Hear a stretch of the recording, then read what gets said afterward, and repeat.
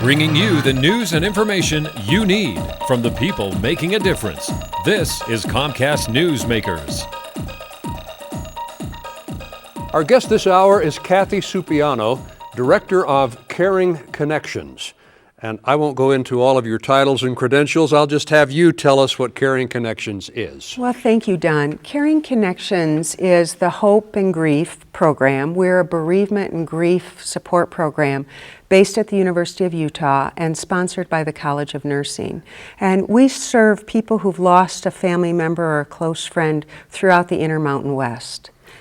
Do the people who have been lost have to have been patients at the university hospital? No, clearly that's one of our main referral sources, but we take people really throughout the state. Many people drive a long way to come to our groups, though we have groups in Midvale and groups in Orem as well. But we get referrals from the Victim Advocates Program, from hospices throughout the valley, from churches and religious organizations, and really a lot by word of mouth, because a lot of friends and family refer people to our care if they've experienced it too.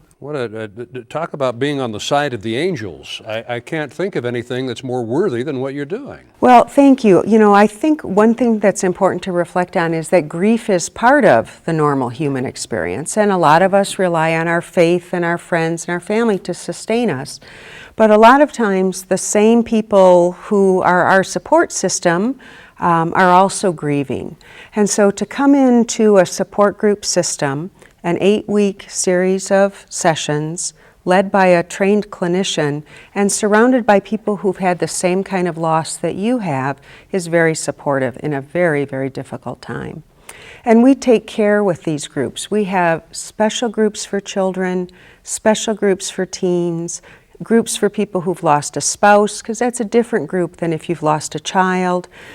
We really also specialize in people who've lost someone to suicide. And this is a very significant problem in Utah. You may or may not know that we have the highest rate of teen suicide in the United States. And so this is a really important area of care for us, as well as people who've lost a family member or friend to another form of traumatic death, a motor vehicle accident, homicide, any of those things. Those are particularly burdensome forms of grief and actually misunderstood in our culture. Do people have to be referred to you, or if someone were watching this right now, could they just contact you? The phone number and web address have been on the screen. They can call us and we'll do a careful but very brief interview just to make sure they're assigned to the right group and to make sure it's a good experience for them.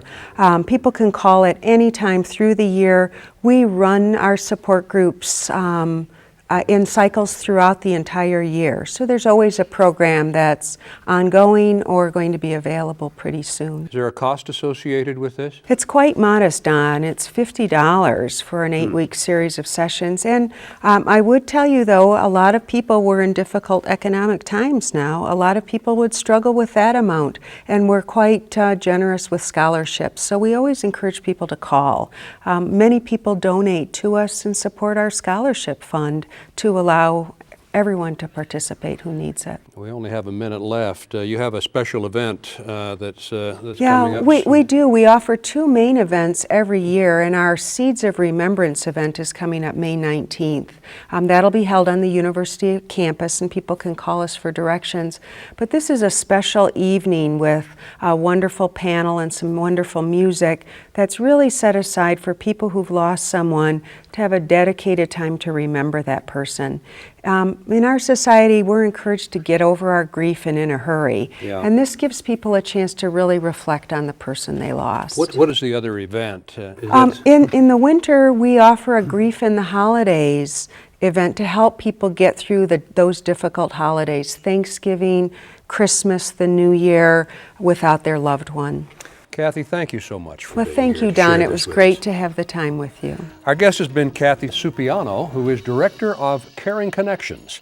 And I'm Don Ohlson for Comcast Newsmakers.